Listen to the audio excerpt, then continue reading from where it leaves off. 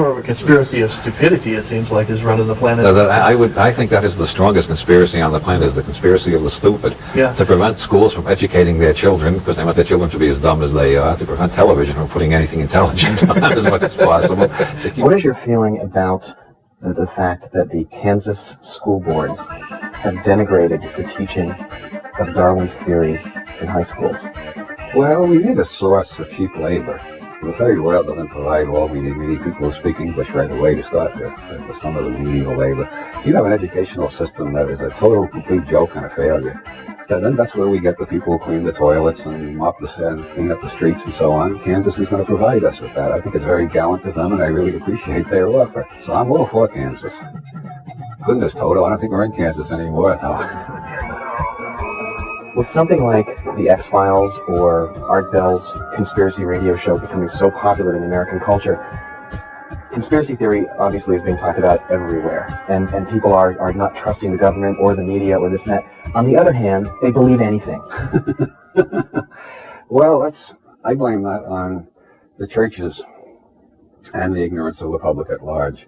The major thing you should learn in any decent education is how to judge and evaluate news sources of information. If I say to you, the people in the next department are all zebra striped and they fly around 3 feet above the ground, how are you going to judge and evaluate that? Well, there are all sorts of, one way of, does it sound plausible to you? In other ways, how honest do you think I am? And there are lots of other ways. But most people have no standards of evaluation at all to judge between something that's plausible, something that's totally impossible, something that's possible but not probable, something that's probable but not yet proven.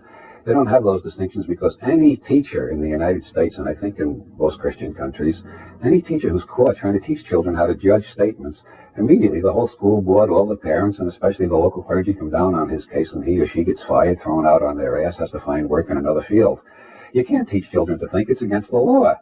So, of course, nobody has any standards how to judge whether Martians are in the White House or General Motors owns the president, or whether there are fetuses of extraterrestrials at Fort Bragg, or they have no standards by which to judge, so they judge by whoever they heard speak most recently. Oh, that must be the truth. I just heard it 5 minutes ago. They don't have an attention span that goes more than 10 minutes. That's because they've never been taught how to use their brains. I used to advertise my seminars as how to use your brain for fun and profit. Most people don't even know how to use it for fun, much less than how to use it for profit. What's the secret of power? Do you want to know how dumb the average guy is? Well, mathematically, by definition, half of them are even dumber than that. Now, once you understand that, you can start your own religion and get as rich as Bob, or L. Ron Hubbard, or Roger Dees. You can have 93 Rolls Royces still, if you just keep that in mind. Half of them are even dumber than average. And as if that's not bad enough for the philosopher to contemplate. If you want to make money, it's good news, but if you're a philosopher, it's bad news. On top of that, we've got an incredibly large number of people nowadays who are just plain full of shit. I mean, you notice that? Movie stars, they're all full of shit these days. You can get them to endorse anything. Movie stars will endorse anything, and baseball players are even worse. Baseball players will get up there on television with their bare face hanging out and say, I never thought I'd like eating lepers' turds. They'll be that competitive edge I need. They'll do anything for money. So we've got all these stupid people, and then we've got all these celebrities who are full of shit. And then if you look around, you'll find out that at least 30% of the population are batshit crazy. Right? Well, it's like it's about 60%. So you got the just plain stupid, you got the ones who are full of shit, and you got the ones who are batshit crazy. And now we end up with a vice president who's all three at once. Well, my attitude towards the readers is an absolutely sadistic one. Since they use the word. E. Cummings said to Ezra Pound once, you damn sadist, I can see what you're up to. You're trying to force your readers to think. Well, that is a pretty sadistic thing to do.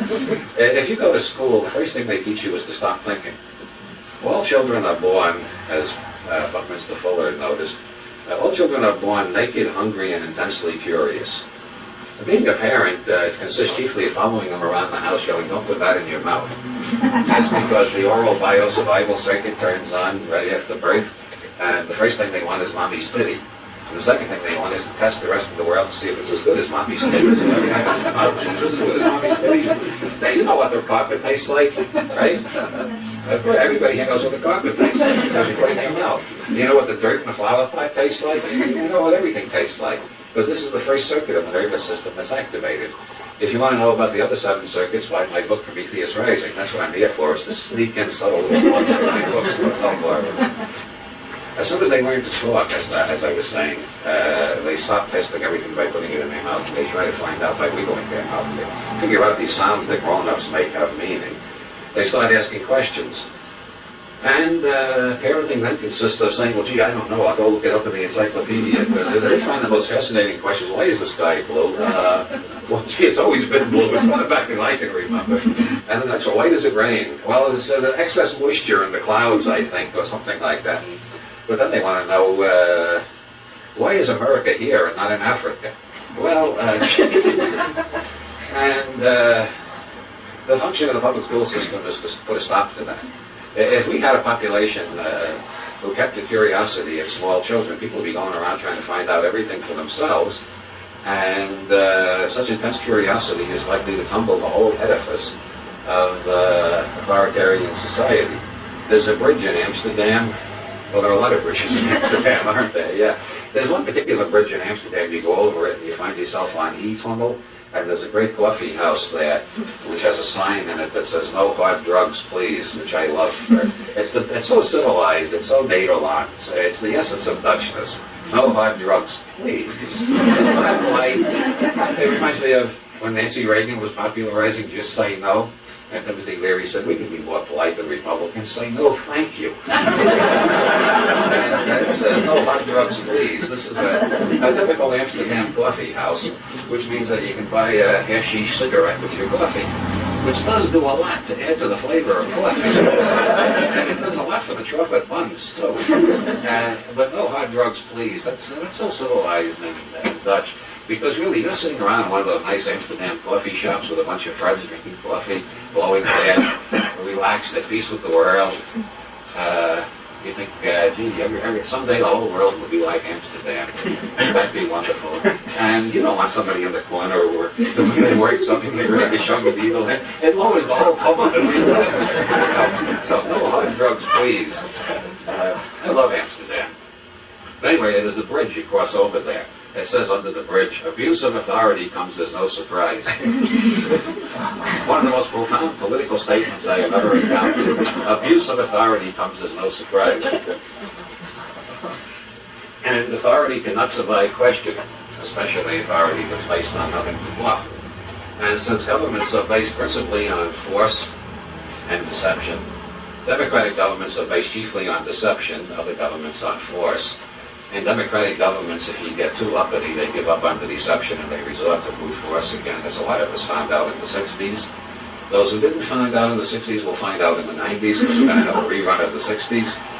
And so we don't want people going around asking questions. So the question is, how do you stop this natural human curiosity and this incredible intelligence that humans are born with? All humans seem born with a very high IQ compared to chimpanzees, orangutans, dogs, cats, etc. So public schools were founded, and human IQ began decreasing immediately. There were actually studies done, quoted in Paul Goodman's book, Growing Up Absurd. Paul Goodman, Growing Up Absurd. Just so you don't think I'm making this up. There have actually been studies done in many schools in the big cities where IQ immeasurably decreases from the entering of grammar school to the graduation from high school. The longer they're there, the dumber they get. And some people think that's an accident or an oversight or a mistake, but that is the function of the public school. The function of the public schools is to stop thinking. The idea is to teach people the citizen level of intelligence. They want us to go back before the primate level. I see a few puzzled frowns. Citizen comes from the Latin. It means to repeat like a parrot. Citizenism is the habit of repeating whatever you hear. All brainwashing movements are based on getting people to repeat things together, like Sig Heil, Sig Heil, Sig Heil.